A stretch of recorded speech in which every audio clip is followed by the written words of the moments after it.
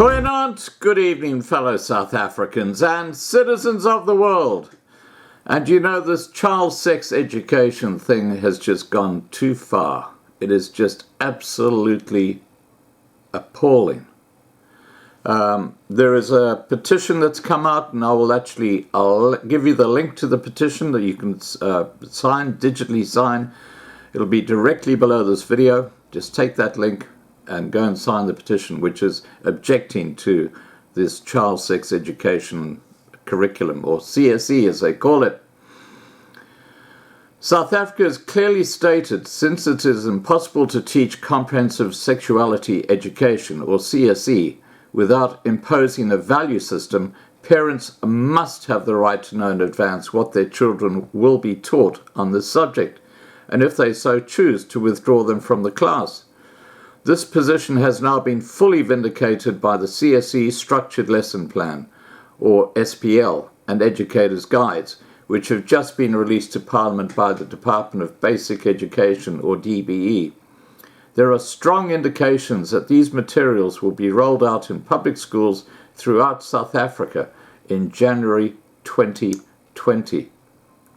The development of this new CSE content by the DBE has long been mired in controversy and secrecy. The revision of the CSE curriculum came starkly to light in May this year when Dr. Eve, a sex therapist whose liberal views on sex and human sexuality are well known, revealed that she was a member of the team reviewing the curriculum. Under pressure, the department was quick to distance themselves from her.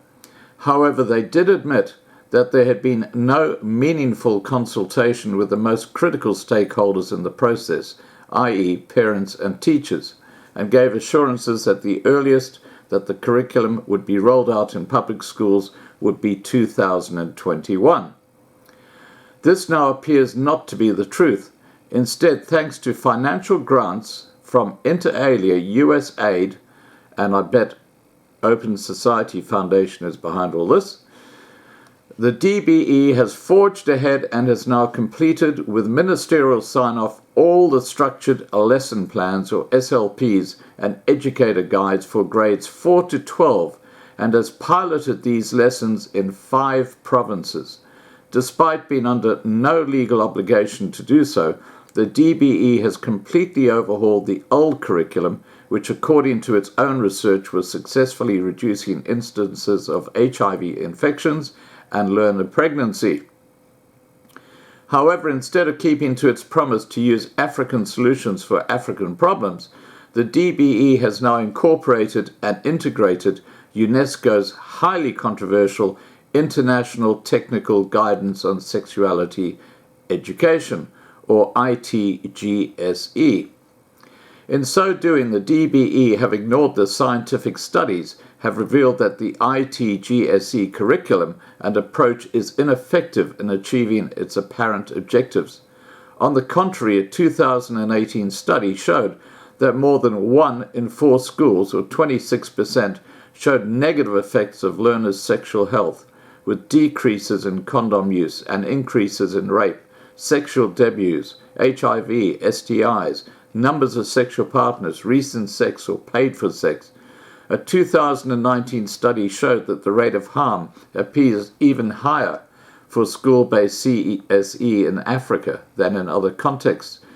It is also important to note that one of the contributors of the ITGSE was Planned Parenthood, the notorious abortion provider who were involved in a massive scandal for selling aborted baby parts and organs. For SA, or South Africa, has now had the opportunity, thanks to the ACDP, to review the SLPs and educator guides for the new CSE curriculum.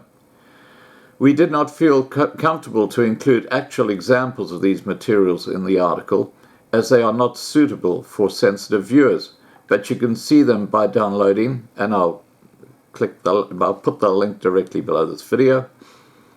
As a parent, you must now ask yourself if you're happy for your grade 4 child to be part of a group discussion to identify their and others' private parts, or to be taught about the risk of an intrusive a lesbian relationship, homosexual molestation and sexual assault in grade 5, or to be asked for their views on sexting, topless photos on WhatsApp, grade 6, or to have their teacher describe what happens during oral, vaginal and anal sex, grade 8, or the fact that educators are compelled to teach your children that sexual orientation is not a matter of choice, grade 11, or that sexual heroes and role models that your child is encouraged to respect and imitate, 4 or 5 are HIV positive, and 3 or 5 identify as LGBTQ, grade 12. If the answer to any of the above is no, and there are many more examples that could have been used, then you have very limited time to make your voice heard. Your objections will reinforce what the department's own research has really shown, that traditional values are key barriers to the implementation of CSE throughout South Africa. However, instead of listening to parents' legitimate concerns, the department's response to date has been to call these parental prejudices and cultural taboos, which must be tackled by sensitizing parents and educators to simply accept the curriculum content and values. The DBE's current view is that parents will be able to look at the books their children are given at school and will then be able to comment. This is clearly not meaningful consultation. Now, in my view, this is a complete sabotage of the culture of groups like the Afrikaners and the Boers and, people who are very, very conservative.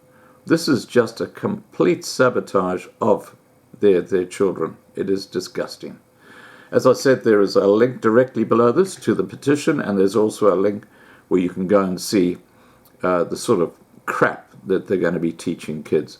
All right, guys, please remember to subscribe to be kept informed. Ring the bell for the updates. Please like this video, please share this video, and above all, stay safe. Bye for now.